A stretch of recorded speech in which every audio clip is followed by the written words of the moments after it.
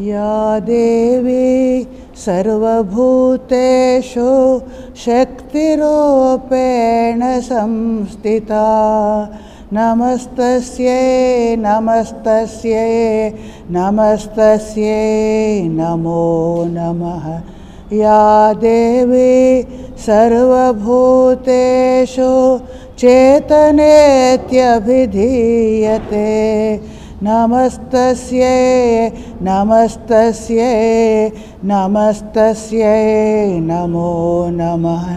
या देवी सर्वभूतेषु मातृरूपेण संस्थिता नमस्तस्यै नमस्तस्यै नमस्तस्यै नमो नमः।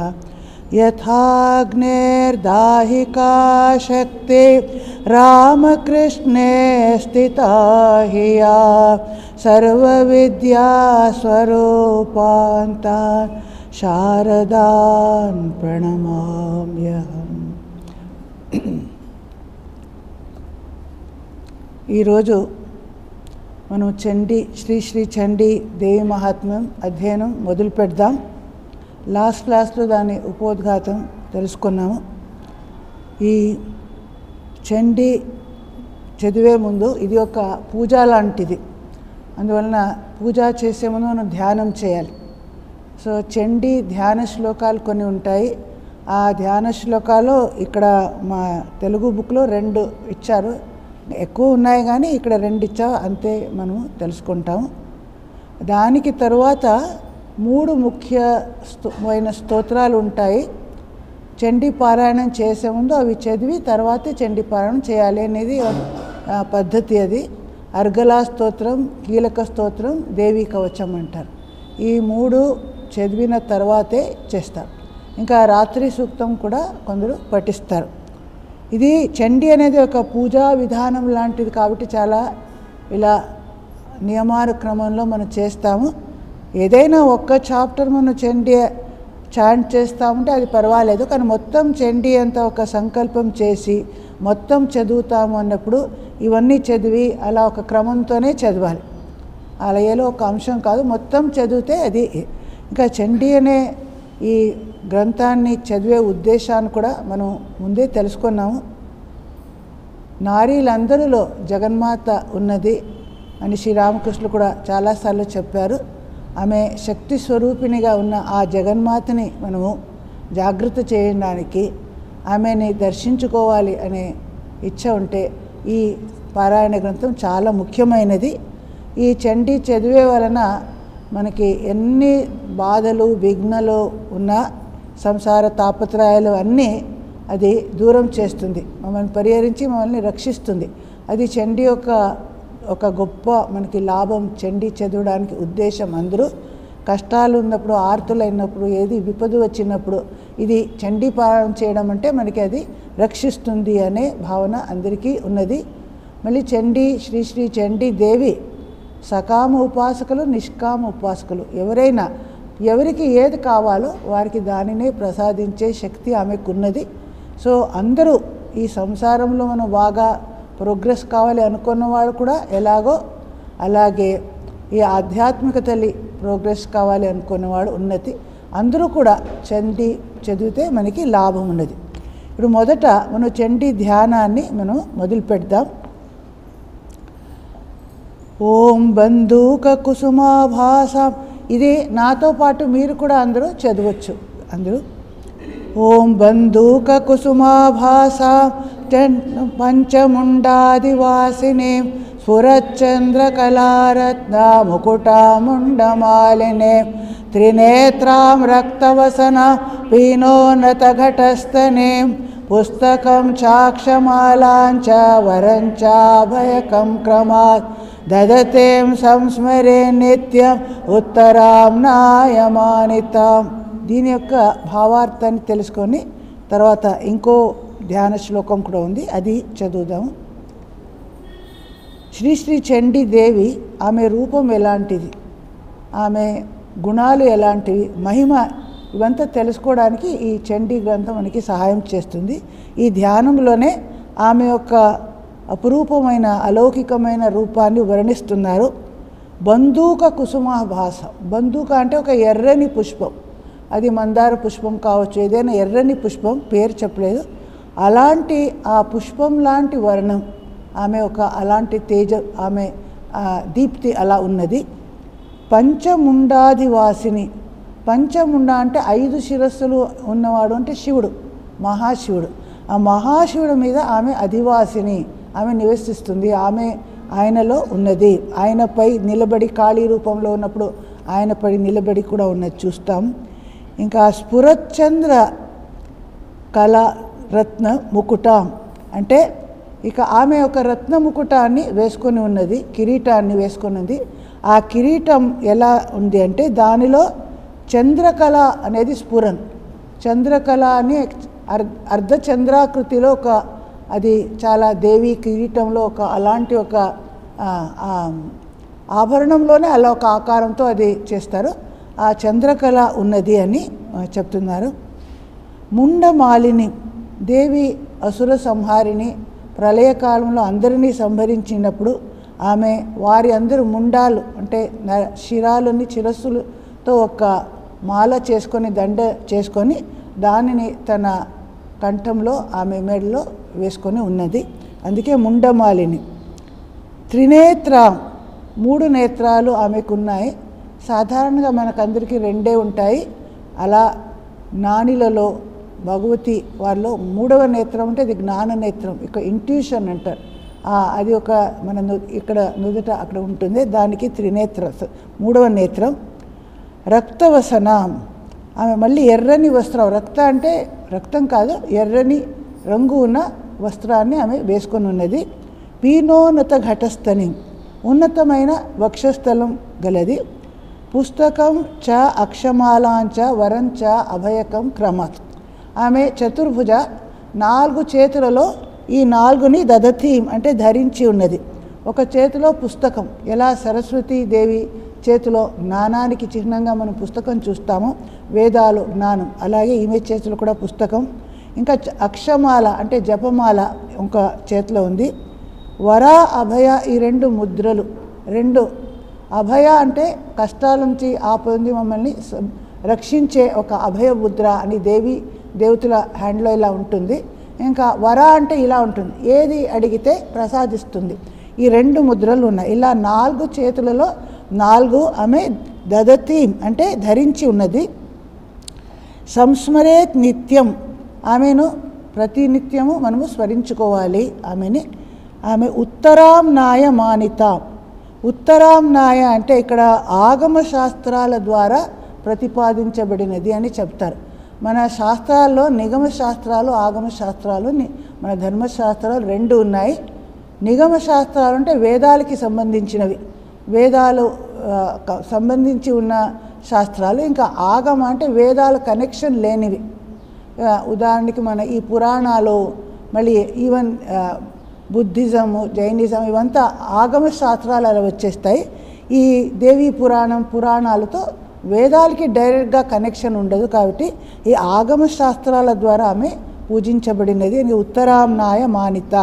ఇది ఒక్క చండీ ధ్యానం. ఇంకా 2వ ధ్యానం ఇంకో శ్లోకం కూడా ఇచ్చారు. యా చండీ మధుకైటవాది దైత్యదళనే, యా మాహిషోన్మూలినే, యా ధూమ్రేక్షణ చండముండమతనే, యా రక్తబీజాశనే, శక్తి శుంభ నిశుంభ దైత్యదళనే, యా సిద్ధిదాత్రీ పరా, సా దేవే నవకోటిమూర్తి సహిత మాం పాతు విశ్వేశ్వరి. అంటే దేవి అసుర సంహారిణిని మనకు తెలుసు. శిష్టరక్షణ, అసుర శిక్షణ, ఇది 2 ఆమె చేసిన ప్రధాన కార్యాలు.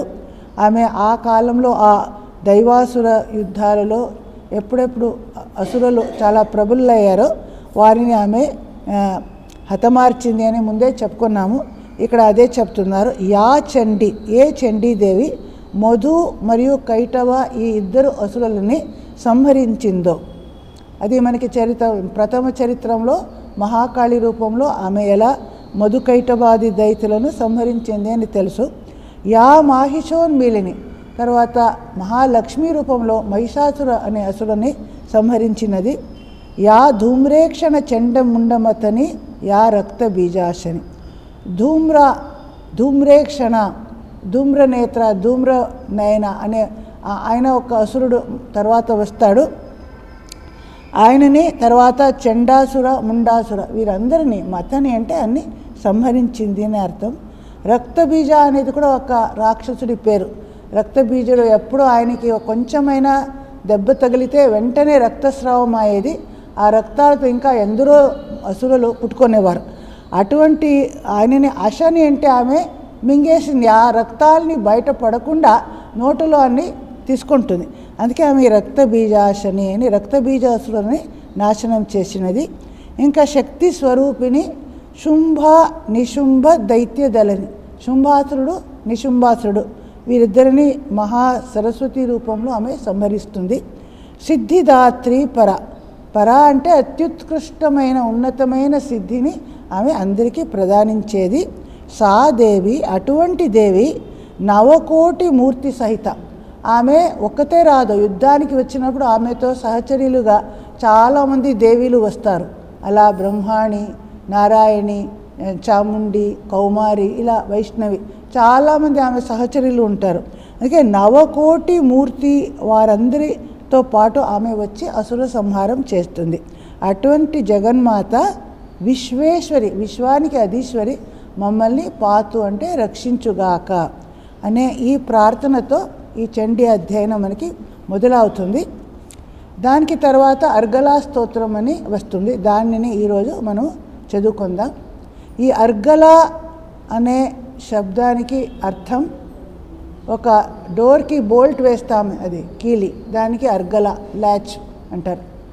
అంటే ఈ స్తోత్రాన్ని మనం పఠిస్తే, పారాయణం చేస్తే బయట నుంచి ఏ విఘ్నాలు, శత్రువులు లోపలికి ప్రవేశించలేరు. అందువలన అర్గళా స్తోత్రాన్ని మనం చదవాలి. అలాగే మన మనస్సు కూడా బహిర్ముఖంగా వెళ్లకుండా అంతర్ముఖం అవడానికి ఈ స్తోత్రం మనకి సహాయం చేస్తుంది చదవడం. అందువలన దీన్ని మనం ఇప్పుడు మొదట చదువుతాం. ముఖ్యంగా ఇక్కడ అంతా చూస్తే ఎక్కువగా దేవి యొక్క గుణాలు, ఆమె యొక్క స్వరూపము, ఆమె మహిమ, ఆమె చేసిన కార్యాలు అవే ఇక్కడంతా వర్ణన ఉంటుంది. అది ఇక్కడ అర్గళా స్తోత్రంలో. అథ అర్గళా స్తోత్రం ఓం నమశ్చండికాయై. తర్వాత ఇంకొకటి ఏమంటే, ఇదంతా పూజా విధి అని చెప్పాను కాబట్టి ఇక్కడ మన తెలుగు పుస్తకంలో ఇవ్వలేదు. కానీ పూజ చేసేటప్పుడు మనం ధ్యానం చేసిన తర్వాత న్యాసం చేస్తాం. అలా దీనికి కూడా ఒక న్యాసం అంటే శుద్ధీకరణ మంత్రం ఉంది. ఈ తెలుగు బుక్స్లో అన్నీ లేవు, కానీ పెద్ద పెద్ద బుక్స్లో, డీటెయిల్డ్ బుక్స్లో ఉంటాయి.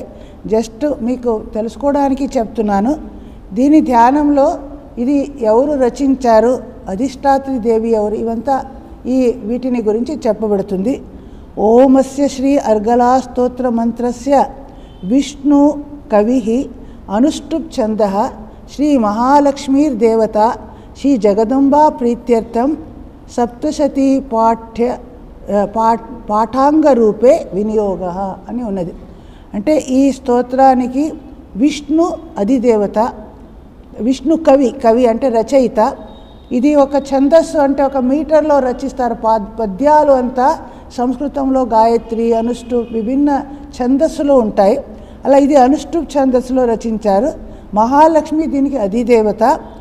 తర్వాత శ్రీ జగదంబ ప్రీత్యర్థం, ఆమె ప్రీతి కోసం ఈ సప్తశతి పారాయణానికి ఒక అంగంగా దీన్ని మనం చదువుతున్నాము అని ఇది ఒక న్యాస మంత్రం ఉంది. తర్వాత ఇది మొదలవుతుంది మన అర్గళా స్తోత్రం. ఇది మార్కండేయ ఋషి, ముందే చెప్పాను, మార్కండేయ ఋషి తన శిష్యులకి, మార్కండేయ పురాణంలో ఇది వస్తుంది. ఆ మార్కండేయ ఋషి తన శిష్యులకి చెప్పిన విషయమే ఈ దేవీ మహాత్మ్యం అనే రూపంలో మనకి దొరికింది.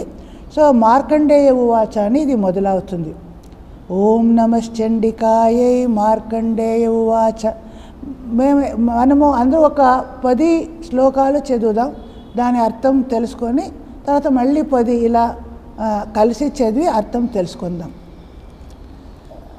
ఓం జయత్వం దేవి చాముండే జయ భూతాపహారిణి జయ సర్వగతే దేవే కాళరాత్రి నమోస్తుతే జయంతి మంగళా కాళీ భద్రకాళి కపాలిని దుర్గా శివా క్షమాధాత్రి స్వాహా స్వదా నమోస్తుతే మధుకైటవ విధ్వంసే విధాతృవరదే నమః రూపం దేహే జయం దేహే యశో దేహి ద్విషో జహి महिषासुर निर्नाशे भक्ताना सुखदे नमः रूपं देहे जयं देहे यशो देहे द्विषो धूम्रनेत्रवदे देवे धर्मकामार्थदायिने रूपं देहे जयं देहे यशो दे द्विषो जहे रक्तबीजवदे देवे चण्डमुण्डविनाशिने रूपं देहे जयं देहे यशो देहि द्विषो जहे निशुम्भ निर्नाशे त्रैलोक्य शुभदे नमः रूपं देहे जयं दे यशो देहि द्विषो जहे वन्दिताङ्ग्रयुगे देवे सर्वसौभाग्यदायिने रूपं देहे जयं देहे यशो देहि द्विषो जहे अचिन्त्य रूपचरिते सर्वशत्रुविनाशिने रूपं देहे जयं दे यशो देहे द्विषो जहे न तेभ्यः सर्वदा भक्त्या चापर्णे दुरितापहे रूपं देहे जयं देहे यशो देहि द्विषो जहे। ఈ 10 శ్లోకాల భావార్థం తెలుసుకుందాం. మార్కండేయ ఋషి చెప్తున్నారు వారి శిష్యులకి, ఓం జయత్వం దేవి, ఓ దేవి నీకు జయం. ఎప్పుడు మీకు ఆమె ఎక్కడ వెళ్ళినా ఆమెకి జయం అనేది స్వతసిద్ధంగానే ఉంటుంది. ఆమె అందుకం జయత్వం, జయ అని ఆమెకి జయ అని పేరు కూడా ఉన్నది. జయత్వం దేవి చాముండే జయభూతాపహారిణి. ఆమె చాముండాదేవి చండముండ అసురుల్ని నాశనం చేసినప్పుడు చాముండ అనే పేరు వస్తుంది. భూతాపహారిణి అంటే అందరినీ సంహారం చేస్తుంది. భూత అంటే భూత ప్రేతలని మాత్రం కాదు, సర్వభూతాలు జీవులందరినీ ఆమె ప్రళయకాలంతో నాశనం కూడా చేస్తుంది. ఏ దేవి మన సృష్టి స్థితికి కారణమో అదే దేవి ప్రళయకారిణి కూడా. మనం చెప్పుకున్నాము ఆమెకి సౌమ్యాతి సౌమ్య రూపము ఉన్నది, అలాగే ఉగ్రాతి ఉగ్ర రూపం కూడా ఉన్నది. రెండు ఆమెదే. ఇప్పుడు ప్రళయకాలం అందరినీ సంహరిస్తుంది కాబట్టి భూతాపహారిణి. కొన్ని పాఠాంతరంలో భూతాపసారిణి అని ఉంది, అంటే వాళ్ళని భూతాలను దూరంగా పెడుతుంది అనే అర్థం కూడా తీసుకోవచ్చు. జయ సర్వగతే అంటే ఆమె సర్వత్రము ఆమె ఉన్నది. సర్వగతే అంటే సర్వవ్యాపిని దేవి. కాళరాత్రి నమోస్తుతే. కాళరాత్రి అంటే ఆ ప్రళయకాలంలో ఉన్న రాత్రి. సాధారణంగా ప్రతిరోజు మనం దివసం తర్వాత రాత్రి మనం నిద్రపోతాం, లేస్తాం రాత్రి దివసం. కానీ ఇది కాళరాత్రి అంటే ప్రళయకాలంలో మహారథ అందరూ ఆవిడ సంహరించబడినప్పుడు అప్పుడు ఆ రాత్రి ఒక దీర్ఘకాలం ఉంటుంది. ఆ కాళరాత్రి అది కూడా ఆమె. కాళరాత్రి స్వరూపిణి ఆమె. నమః అస్తుతే అంటే నీకు నా నమస్కారాలు, ప్రణామాలు. జయంతి మంగళా కాళి. ఆమె ఎప్పుడు జయం, మనకి జయాన్ని ప్రదానిస్తుంది. ఆమె జయ అంటే ఆమె పేరు కూడా జయ. ఆమె అన్ని యుద్ధాలలో ఆమెకి జయం అనేది ఎప్పుడు ఉంటుంది. మంగళా కాళి భద్రకాళి. ఆమె మంగళ స్వరూపిణి కూడా. భద్ర అంటే మమ్మల్ని రక్షించేది, ప్రొటెక్ట్ చేసేది, మంచిది, ఇది మంచిది జరుగుతుంది అలా చేస్తుంది. అందుకే భద్ర మంగళ అనే శబ్దాలు. ఇంకా కాళి అంటే నల్లగా ఉన్నది ఒక అర్థం. ఇంకొకటి కాలస్వరూపిణి. ఆమె కాలానికి ఒక టైం అది ఆమె వలన వస్తుంది. మళ్ళీ మహాకాల అంటే శివుడు, ఆయనకి ఆమె భార్య. కపాలిని అంటే కపాలం అంటే ఒక స్కల్, ఒక నరముండ అలా ఉంటుంది. అదే సంహార కాలంలో ఆమె సంహరించిన తర్వాత ఆ కపాలాన్ని తన చేతిలో ఆమె ధరించి ఉన్నది. మన కాళీ రూపంలో మనం చూస్తాము అషి, ముండ, ధర అలా ఒక చేతిలో అలా నరముండాన్ని ధరించి ఉన్నది, అలా శిరస్సు అది చూస్తాము. అందుకే ఆమెకి అలా కపాలిని అనే పేరు కూడా వస్తుంది. దుర్గా శివ. దుర్గా అంటే దుర్గమమైనది అంటే ఆమెని మనం ప్రాప్తించుకోవడం చాలా కఠినం, అంత ఈజీ కాదు, కష్టసాధ్యంగా మనం చాలా ప్రయత్నిస్తున్నప్పుడే ఆమెని చేరుకుంటాము. అందుకే దుర్గమమైనది అనే అర్థంలో. శివ అంటే మళ్ళీ మంగళ, ఆస్పిషియస్ అనే అర్థం శివ అంటే. ఇంకా క్షమాగుణం కలిగినది. క్షమ అంటే ఒకటి క్షమించడం అని, ఇంకొకటి ఓర్పుకి కూడా క్షమ అంటారు, ధరిత్రి క్షమ అంటారు. అలా అది ఆమెలో ఉన్న ఈ గుణాలు. ధాత్రి అంటే ధారణ చేసి ఉన్నది, అదే స్థితి ఎప్పుడు స్థితి చేస్తుందో అంటే సృష్టించిన ఈ జగత్తుని అంతా ఆమె ధరించి ఉన్నది. కాబట్టి మనం ఇలా ఉన్నాం, మనం అందరూ పడిపోకుండా యాక్సిడెంట్ అవ్వకుండా ఇక్కడ కూర్చొని ఉన్నామంటే ఆమె మమ్మల్ని ధరించి ఉంది. ఇన్ని గ్రహాలు నక్షత్రాలు ఒకటికొకటి ఎక్కడైనా యాక్సిడెంట్ అయ్యి అని పడిపోవచ్చు, అది ఏమో అన్నీ ఒక రూల్స్ నియమానుసారం అన్నీ ఎలా జరుగుతుంది, ఎవరో ఒకరు దానిని ఆ నియమం ద్వారా కట్టి అది నడిపిస్తున్నారు కాబట్టి నడుస్తుంది. అందుకే ఆమె ధారిణి అంటే ధరించి ఉన్నది, ఆమె ధారిణి అని చెప్తాం. ఇంకా స్వాహ స్వధా నమోస్తుతే, ఇవి ఆహుతి మంత్రాలు. స్వాహ అంటే దేవతలకి ఆహుతి ఇచ్చినప్పుడు స్వాహ అని మనం వాడతాము. ఓం నమో నారాయణాయ స్వాహ, ఇంద్రాయ స్వాహ, వరుణాయ స్వాహ, ఇలా నెయ్యి ఆహుతి ఇచ్చినప్పుడు మనం ఆహుతిలో. అదే స్వధ అనేది పితృవులకి ఆహుతి ఇచ్చినప్పుడు మంత్రానికి స్వధ, పితృభ్యో స్వధ అంటారు, అక్కడ స్వాహ అనే శబ్దాన్ని వాడరు. సో ఈ స్వాహ స్వధ అనే ఈ ఆహుతి మంత్రాల ద్వారా స్వాహ అని చెప్తే దేవతల దగ్గర వెళ్తుంది, అది ఆ స్వధ అని చెప్తేప్పుడు పితృల దగ్గర అది మనం ఇచ్చిన ఆహుతి వెళ్తుంది. ఇది కూడా ఆమె ఈ రూపాలలో ఉన్నది. స్వాహ స్వధ ఈ మంత్రాలలో ఈ మంత్ర రూపంతో మనం ఇచ్చిన ఆహుతిని వారి దగ్గర తీసుకెళ్లేది ఆమె అని, అలా ఆమె పేరని, ఆమెకి నమస్కారం. ఇంకా మధు మరియు కైటభ ఈ ఇద్దరు అసురుల్ని ఆమె విధ్వంసం చేసింది. అది ప్రథమ చరిత్రలో మనకి తెలుసు, అధ్యాయంలో ఎలా విష్ణు, అది ఇంకా మనం చదవలేదు, వస్తుంది ప్రథమ అధ్యాయంలో. ఈ ప్రళయకాలం అంతా ఆగిపోయినప్పుడు అప్పుడు అన్నీ ఒక సముద్ర రూపంలో ఉన్నది అంటారు. క్షీరసాగర విష్ణు అక్కడ శయనం చేస్తున్నాడు, ఆయన ఒక అహిశయన, ఒక ఆదిశేషం పడుకలాగే పెట్టుకొని ఆయన పడుకొని ఉన్నాడు. ఆ సమయంలో ఆయన సృష్టి మొదలయ్యే ముందు ఇలా ఆయన పడుకొని ఉంటారు. లక్ష్మి ఆయన పాదసేవ చేస్తుంది. ఇది పిక్చర్ మన అన్ని చోట్ల చూస్తాం. సృష్టి మొదలైనప్పుడు ఈ మొదట సత్వగుణం అనేది ఉద్భవిస్తుంది, తర్వాత రజోగుణం, తమోగుణం అంటారు. ఈ సత్వగుణ రూపంలో బ్రహ్మ, చతుర్ముఖ బ్రహ్మ విష్ణు నాభి కమల నుంచి మొదట జన్మిస్తాడు. ఆయన జన్మించిన వెంటనే ఆయన అంతర్ముఖంగా ధ్యానంలో మునిగి ఉంటాడు. ఆయన ఎప్పుడు విష్ణుని గురించి ధ్యానిస్తున్నాడు. అలా ఉన్నప్పుడు రజోగుణం, తమోగుణం ఈ రెండు గుణ రూపంలో ఇద్దరు అసురులు, మధు కైటభ ఇద్దరు అసురులు ఆ శ్రీ విష్ణు ఒక ఆయన చెవిలో ఉన్న మలం నుంచి ఉద్భవించారంట. వారు ఇద్దరు విష్ణు కర్ణ మలోద్భూతం అంటారు. విష్ణు చెవిలో, మన చెవిలో మనం క్లీన్ చేయకపోతే ఎలా మలం మన జడగట్టి ఉంటుందో అలా దాని నుంచి ఉద్భవించిన ఇద్దరు అసురులు, వారు రజోగుణ తమోగుణ విశేషంగా ఆ స్వరూపం. వారిద్దరిని ఆమె విధ్వంసం చేసింది. ఎలా అంటే జగన్మాత విధాతృ వరదే నమః. విధాతృ అంటే చతుర్ముఖ బ్రహ్ముడు, ఆయనకి వరప్రదానం చేసినది అని.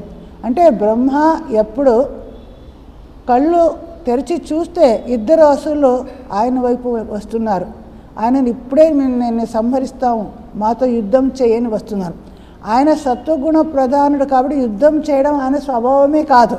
ఆయన ధ్యానం చేస్తాడు, వేద విద్య అందరికీ ప్రదానిస్తాడు, ఆ స్వభావం ఉన్నది. ఆయన ఏం చేయాలి? అప్పుడు అటువంటి వాడు, మనకు తెలియని వాడు, సత్వగుణం ఉన్నవారు వారు ప్రార్థిస్తాం. ఆయన భగవతిని ప్రార్థిస్తాడు. ఇక శ్రీ విష్ణు ఆయనను ప్రార్థించాలి అని చూస్తే ఆయన యోగ నిద్రలో పడుకొని ఉన్నాడు. యోగ నిద్ర అంటే సాధారణ నిద్ర కాదు. మన నిద్ర అంటే మనకి ఏమీ ఒక చైతన్యం, మనకి ఏం తెలియదు, అవేర్నెస్ ఉండదు. యోగా నిద్ర అంటే యోగా అంటే మనం ఫుల్గా అవేర్నెస్ ఉంటుంది, చైతన్యం, మనకి కాన్షియస్నెస్ ఉంటుంది. విష్ణు ఎలాంటి నిద్రపోతున్నాడు అంటే ఆయన మొత్తం చైతన్యం పూర్తి జాగ్రత్త ఉన్నాడు కానీ పడుకొని ఉన్నాడు. ఎందుకు అలా పడుకొని ఉన్నాడో అది మహామాయ ప్రభావంతో ఆయన పడుకొని ఉన్నాడు. ఈ తమోగుణ స్వభావమైన ఈ దేవి ఆయనకి నిద్రపుచ్చి ఉంటుంది. సో ఆ దేవిని ఇప్పుడు బ్రహ్ముడు ప్రార్థిస్తాడు, నీ నిద్రను విష్ణు నుంచి ఉపసంహరించుకొని ఆయన జాగృతుడైతే అప్పుడు ఈ అసురులతో సంహారం చేస్తాడు. అందుకే ఆయన దేవి స్తుతి చేస్తాడు. అది ప్రథమ అధ్యాయంలో మనకి వస్తుంది. అవంత వర్ణన తర్వాత చదువుతాం. అంటే ఇక్కడ విధాతృ వరద అంటే బ్రహ్ముడికి వరం ఇచ్చింది ఆమె. ఏదంటే మధు కైటభ ఈ ఇద్దరిని నాశనం చేయడానికి ఆమె బ్రహ్ముడికి వరం ఇస్తుంది అని అర్థం. ఇక్కడ తర్వాత ఇక్కడ రూపం దేహి, జయం దేహి, యశో దేహి, ద్విషో దేహి ఈ శబ్దాలు కొన్ని శ్లోకాల్లో, ప్రతి శ్లోకాల్లో రెండవ లైన్ అదే ఉంది. అంటే దీనికి సాధారణ అర్థం కూడా ఉంది, ప్రత్యేకమైన అర్థం కూడా ఉంటుంది. సాధారణంగా రూపం దేహి అంటే ఒక మంచి సౌందర్యం కావాలి అని, మన ఈ జగత్తులో ఉన్నవాడు మనకి మంచి సౌందర్యం రూపం కావాలి అని కోరుకుంటాడు స్వాభావికంగా. అయితే ఆధ్యాత్మిక ప్రవృత్తి ఉన్నవాడు బాహ్య సౌందర్యం మాత్రం కావాలి అని ఎప్పుడు కోరుకోమేము. ఏం కోరుకుంటా? స్వరూపం కావాలి అని కోరుకుంటాం. నాకు ఈ స్వరూప జ్ఞానాన్ని ఇవ్వు దేవి. మన స్వరూపం ఏమిటి? జగన్మాత మన అందరిలో ఉంది, ఆమె ఉన్నది. ఆమె మన నిజ స్వరూపం ಅಥವಾ ఆత్మస్వరూపం అంటాం. ఆ స్వరూపాన్ని నేను తెలుసుకోవాలి. అందుకే నాకు స్వరూప జ్ఞానం ఇవ్వమని కోరుకునేది ఆధ్యాత్మిక సాధకుడు అలా ఉంటారు. ఇంకా జయం దేహి ఇది కూడా సాధారణ అర్థంగా అన్నీ మనము ఏ ఒక ఉద్యమం చేసినా దాంట్లో జయం కావాలి ఇది కోరుకుంటాం. అది అందరికీ కావాలి. ఏది మొదలుపెట్టినా దానిలో జయం కావాలి, అది సాధారణ అర్థమైన. అయితే నిజంగా జయం అంటే ఏమిటి అంటే జయం అనేది మనకి పర్మనెంట్గా ఉంటుందో ఇది జయం ఒక బాహ్య ఇది ఉంటుంది. బాహ్య జగత్తులో ఒక జయం ఉన్నది, అంతర్జగత్తులో జయం అనేది వేరే. చాలాసార్లు ఒక వ్యక్తి మనం చూడము కానీ లోపలే ఆయన జయించాడు. అంటే ఎప్పుడైతే మనలో ఉన్న ఈ ఇంద్రియాలను జయిస్తామో, నిగ్రహిస్తామో, అది మన నిజమైన జయం, ఆత్మజయం. మన స్వభావం మీద ఆధిపత్యం వస్తుంది. మన అరిషడ్వర్గాలని జయిస్తాం, అవంతా నిజమైన జయం. శత్రువులని జయించడం ఒకవైపు అయితే, మనలో ఉన్న ఈ అంతరున్న శత్రువులని నాశనం చేయడం కూడా ఆమె పని. అలాగే జయం దేహి అంటే ఇంకా చెప్తారు, సత్యమేవ జయతే అనే ఒక మాట ఉపనిషత్తులోనే వస్తుంది. ఏది సత్యమో అదే చివరికి దానికి జయం అనేది ఖచ్చితం. అందుకే ఆమె దానిని మనకి ప్రదానించగలదు కాబట్టి జయం దేహి, జయాన్ని ప్రదానించు అని. ఇంకా యశస్సు కూడా సాధారణంగా ఈ ప్రపంచంలో కీర్తి ప్రతిష్ట కావాలి, అది ఒక యశస్సు సాధారణ ఈ ప్రాపంచిక వ్యక్తులు కోరుకుంటారు. కానీ ఆధ్యాత్మిక ప్రగతి కావాలి అనుకున్నవాడు ఒక పర్మనెంట్ యశస్సు కావాలి మనకి. ఎప్పుడైతే మనం అమృతత్వాన్ని పొందుతామో, మన ఆత్మజ్ఞానం పొందుతామో, మన స్వరూప జ్ఞానం పొందుతామో అప్పుడే మనకి నిజమైన యశస్సు వస్తుంది. లేదంటే తాత్కాలికంగా మనం ఉన్నంత వరకు అందరూ మమ్మల్ని పొగుడతారు, ఎవరు తర్వాత మమ్మల్ని గుర్తుకుంచుకోరు. అలాంటి నిజమైన యశస్సు కావాలి అని మనం కోరుకోవాలి. ఇంకా ద్విషో జయి అంటే, ద్విష అంటే శత్రువులోని. ఈ శత్రువులు కూడా బాహ్య శత్రువులు ఉన్నారు, లోపల కూడా శత్రువులు ఉన్నారు, మనకి తెలుసు. మన సాధారణ అర్థంలో మన బయట ఉన్న శత్రువులు ఎవరితో నేను పోరాడాలి అనుకున్నా, అతను ఎవరు నాకు విఘ్నంగా వచ్చినా దాని నుంచి నేను జయించాలి అని కోరుకుంటాం. అలాగే నా లోపల ఉన్న అరిషడ్వర్గాదులు ఉన్నాయి, కామ క్రోధ లోభ మోహ ఇవంతా, వీటినన్నీ నేను జయించగలగాలి. ఇది కూడా మనం దేవి దగ్గర ప్రార్థించుకోవచ్చు. ఇది ప్రతి లైన్కి రెండవ లైన్గా అది సేమ్ కామన్గా ఉంటుంది. మహిషాసుర నిర్నాశి భక్తానాం సుఖదే. ఇంకా మహిషాసురుడు అనే అసురుణ్ణి నాశనం చేస్తుంది, భక్తులందరికీ సుఖాన్ని ప్రదానిస్తుంది. ధూమ్ర నేత్రవధే, ఇంకా రూపం జయి ప్రతిసార్లు చెప్పలేదు, అదే మీనింగ్, సేమ్ అర్థం. రూపాన్ని ఇవ్వు, జయాన్ని ఇవ్వు, యశస్సు ఇవ్వు, శత్రువులను సంహరించు, ఇది వస్తుంది. ధూమ్ర నేత్ర అనే అసురుని వధం చేసింది. ధర్మ కామార్థదాయిని, మన చతుర్వర్గ మనకి ఏది మనకి జీవితంలో ధర్మ అర్థ కామ మోక్ష ఇవి మన లక్ష్యాలు. ఈ ధర్మ అర్థ కామ ఏది కావాలంటే దానిని ఆమె ఇవ్వగలుగుతుంది అని చెప్తారు. ఇంకా రక్తబీజుడు అనే అసురుని సంహరిస్తుంది. చండముండ వినాశిని, చండాసురుడు ముండాసురుడు వారిని కూడా సంహరించింది. నిశుంభుడు అనే ఆయన శుంభ, ఈ ఇద్దరు అసురుల్ని నాశనం చేస్తుంది. త్రైలోక్యానికి మంచిది జరిగేటట్లు చేస్తుంది, మంగళాన్ని చేస్తుంది. ఇంకా వందితాంగ్రి యుగే దేవి, ఆమె పాదయుగులకి అందరూ నమస్కరిస్తాము. వందిత అంఘ్రియుగల అంటే 2 పాదాలు అంఘ్రియుగల, అవి దానికి అందరితో ఆమె నమస్కరించబడినది. సర్వ సౌభాగ్యాన్ని అందరికీ ప్రదానించేది. అచింత్య రూప అంటే ఆమె రూపాన్ని మనము కల్పించుకోలేము, మన ఊహకి మన ఆలోచనకి చింతకి అందనది, అటువంటి అలౌకికమైనది అనంతమైనది ఆమె రూపం అలది. అటువంటి రూపాన్ని ఆమె ఉన్నది. ఆమెకి సర్వశత్రువుల్ని నాశనం చేసేది. నతేభ్య సర్వదా భక్త్యా అంటే భక్తితో అందరూ ఆమెకి నమస్కారం చేస్తారు. నతేభ్య అంటే అందరితో నమస్కరింపబడినది, ప్రణామం అందరూ చేస్తున్నారు. సర్వదా ఎల్లప్పుడూ నమస్కరిస్తుంటారు. అపర్ణ అనేది దేవి యొక్క పేరు, మన అందరికీ తెలిసే ఉంటుంది. ఆమె పర్వత రాజకుమారి పార్వతిగా జన్మించినప్పుడు మహాశివుణ్ణి పతిగా ఆమె పొందాలి అనే కోరికతో చాలా తపస్య చేస్తుంది. క్రమక్రమంగా ఏమి తినడం అంతా వదిలేస్తుంది. చివరికి ఒక్క ఆకు తినేది అది కూడా వదిలేసినప్పుడు, తపస్య చేసినప్పుడు అపర్ణ అంటే ఒక ఆకు కూడా తినకుండా తపస్య చేసింది అని అపర్ణ అనే పేరు అప్పుడు ఆమెకు వచ్చింది అంటారు. అపర్ణే దురితాపహే అంటే దురితలు అంటే కష్టాలు, దుఃఖాలు, ఈ సమస్యలు, దానిని నాశనం చేస్తుంది. స్తువద్భ్యో భక్తిపూర్వం త్వాం, ఎవరు భక్తిపూర్వకంగా నిన్ను స్తవన చేస్తారో, స్తుతిస్తారో వారికి చండికే వ్యాధి నాశిని, చండీదేవి నువ్వు అన్ని వ్యాధులను నాశనం చేస్తావు, వారికి రోగాలను నాశనం చేస్తావు. చండికే సతతం యుద్ధే జయంతి పాపనాశిని, యుద్ధాలలో ఎప్పుడూ జయం లభించేటట్లు ఆమె చేస్తుంది, పాపాలని అంతా నాశనం చేస్తుంది. దేహి సౌభాగ్యం ఆరోగ్యం, సౌభాగ్యాన్ని ఆరోగ్యాన్ని ప్రదానించు. పరం సుఖం, అతి ఉన్నతమైన ఉత్కృష్టమైన పరమ సుఖాన్ని ప్రదానించు. విదేహి దేవి కళ్యాణం విదేహి విపులాంశ్యం, కళ్యాణాన్ని విధానం చెయ్యి అంటే మంగళాన్ని కలిగించు అందరికీ. విపులాం చాలా ఎక్కువగా, విపులం అంటే విపులమైన ఐశ్వర్యాన్ని మనకి వచ్చేటట్లు చేయి. విదేహి ద్విషతాం నాశం, శత్రువుల నాశనం చేయి. విదేహి బలముచ్చకైహి అంటే ఉచ్చతరమైన బలం అంటే ఎక్కువగా శక్తి, అత్యధికంగా శక్తి నాకు కలిగేటట్లు చేయి, శక్తి ప్రదానం చేయని. అలా ఉచ్చకై బలం అంటే చెప్తున్నారు. అలా చేసి శత్రువులని చేస్తుంది ఆమె.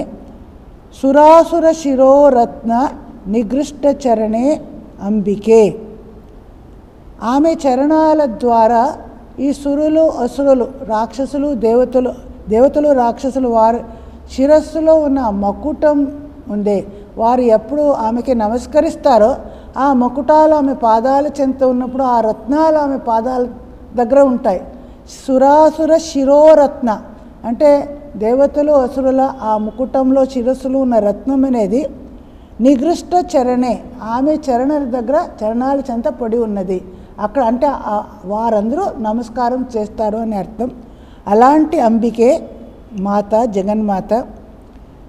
ఇంకా విద్యావంతం, యశస్వంతం, లక్ష్మీవంతం, నాకు విద్య కలిగేటట్లు చేయి. ఆధ్యాత్మిక విద్యని మనం కోరుకుందాం. ఈ బాహ్య విద్య ఉంది, దాంతో ఆధ్యాత్మిక విద్య కూడా కావాలి. నిజమైన యశస్సు, లక్ష్మి, నిజమైన ధనం కావాలి అని మనం కోరుకోవాలి. అలా ధనవంతంగా నన్ను చేయి అని.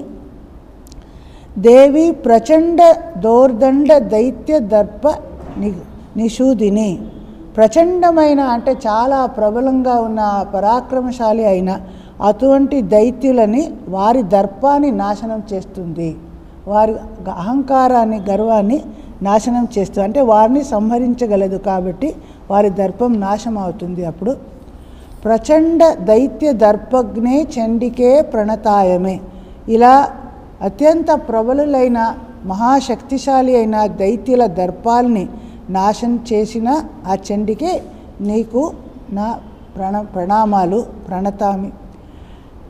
తర్వాత చతుర్భుజే చతుర్వక్త్ర సంస్థుతే పరమేశ్వరి, ఆమెకి చతుర్భుజ 4 భుజాలు ఉన్నాయి.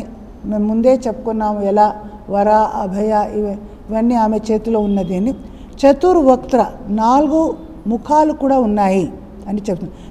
చతుర్వక్త్ర అంటే చతుర్ముఖ బ్రహ్మ, చతుర్ముఖ బ్రహ్ముడి ద్వారా సంస్థుతే అంటే స్తుతింపబడిన దేవి అని అర్థం. చతుర్ముఖుడి ద్వారా స్తుతింపబడినది పరమేశ్వరి. ఇంకా కృష్ణేన సంస్థుతే దేవి, శ్రీకృష్ణ పరమాత్ముడు ఆయన కూడా ఆమె స్తుతించాడంట. అందుకే ఆయన ద్వారా సంస్థుతాదేవి. శశ్వద్భక్త్యా అంటే ఎప్పుడు, శశ్వత్ అంటే శాశ్వతంగా, సర్వదా భక్తితో పాటు శ్రీకృష్ణ పరమాత్ముడు ఎవరిని స్తుతించాడో అటువంటి దేవి. ఇంకా హిమాచల సుతానాథ సంస్థుతే, హిమాచల సుత అంటే పర్వత రాజకుమారి పార్వతి, సుతానాథ అంటే శివుడు, అంటే పార్వతి భర్త పరమేశ్వరుడు. పరమేశ్వరుడు భర్త అయిన పరమేశ్వరుడి ద్వారా కూడా ఆమె సంస్థుత, ఆమె ప్రశంసింపబడినది పరమేశ్వరి. ఇంకా ఇంద్రాణీపతి సద్భావ పూజితే, ఇంద్రాణి అంటే ఇంద్రుడి భార్య పేరు ఇంద్రాణి, ఇంద్రాణీపతి అంటే మళ్ళీ ఇంద్రుడే అలా వస్తుంది. ఇంద్రుడి ద్వారా సద్భావంతో ఆయన పూజిస్తాడు దేవిని పరమేశ్వరు. ఆయన ఇక్కడ వస్తుంది ఇంద్రాది శక్రాది స్తుతి అని వస్తుంది. ఈ దేవిని ఆయన స్తుతించాడు అసురుల నుంచి పార్చేయి అని. దేవి భక్తజనోద్ధామ దత్తానందోయే దే అంబికే, భక్తజన ఉద్ధామ దత్తానందోదయం, ఆనంద ఉదయం, ఆనందాన్ని ఉదయించేటట్లు, ఉద్ధామ ఆనందం అంటే అత్యంత ఎక్కువగా ఆనందం మమ్మల్ని మనలో వచ్చేటట్లు చేస్తుంది. భక్తజనులతో ఉద్ధామ ఆనందాన్ని దత్త అంటే ప్రదానిస్తుంది, అత్యధికమైన ఆనందాన్ని ప్రదానించేది అంబికే. ఇంకా సాధారణ గృహస్థులు వారు ప్రార్థిస్తున్నారు భార్య మనోరమాం దేహి, ఎవరైతే వివాహం చేసుకుంటారో నాకు ఒక మంచి రూపవతి అయిన భార్య కలగాలి అని ప్రార్థిస్తారు. మనోవృత్తానుసారిణి, నేను ఏం చెప్పితే అలా నా కోరికకి అనుగుణంగా నాకు సహధర్మినిగా ఉండేటట్లు అటువంటి భార్యని ప్రదానించు అని కూడా ఈ గృహస్థులు ఇలాంటి ప్రార్థన కూడా చేయొచ్చు ఇక్కడ. ఇంకా తారిణి దుర్గ సంసార సాగరస్య అచలోద్భవే, ఈ దుర్గమమైన సంసార సాగరం దానిని తారిణి అంటే తరించడానికి అని దాటడానికి ఆమె సహాయం చేసేది. అచల ఉద్భవే, అచల అంటే పర్వతం, చలించేది, ఏదో చలన శక్తి లేనిది అంటే పర్వతం. ఆ పర్వతరాజుకి కుమారి కాబట్టి అచలోద్భవే ఆమె. ఆ పార్వతి ఇలా చేయుగాక అని ప్రార్థిస్తాము. ఇదం స్తోత్రం పఠిత్వాతు, ఈ స్తోత్రాన్ని పఠించి మహాస్తోత్రం పఠేత్ నరః సప్తశతీం, సప్తశతి మహాస్తోత్రాన్ని నరులు అంటే అందరూ పఠించాలి. మొదట దీనిని పఠించి పారాయణం చేసి తర్వాతే సప్తశతి స్తోత్రాన్ని మనం పఠించాలి. అలా ఒక క్రమం. సమారాధ్య, అటువంటి వారి ద్వారా ఆరాధనీయంగా ఆమె ఉంది. వాళ్ళు పరం ఆప్నోతి దుర్లభం, దుర్లభమైన అతి సహజంగా దొరకదు అటువంటి లక్ష్యాన్ని మనం సాధించుకోగలుగుతాము ఆమెని ఇలా ప్రార్థిస్తే అని. ఇక్కడికి శ్రీ మార్కండేయ పురాణంలో అర్గళా స్తోత్రం సమర్థం అయింది. ఇంకా తరువాతి క్లాస్లో చూద్దాం. ఓం అసతో మా సద్గమయ తమసో మా జ్యోతిర్గమయ మృత్యోర్మా అమృతంగమయ. ఓం శాంతి శాంతి శాంతి. హరే ఓం తత్సత్. నేను 10 మంత్రాలు మాత్రం చదివాను అందరితో, తర్వాతది చదవలేదు ఈరోజు, నేను మర్చిపోయాను. నెక్స్ట్ క్లాస్లో అది ఒకసారి చదివి తర్వాత నెక్స్ట్ స్తోత్రానికి వెళ్తాం. మొత్తం ఒకసారి అర్గళా స్తోత్రాన్ని మనం చదువుకొని తర్వాత కీలక స్తవాన్ని చదువుకుందాం.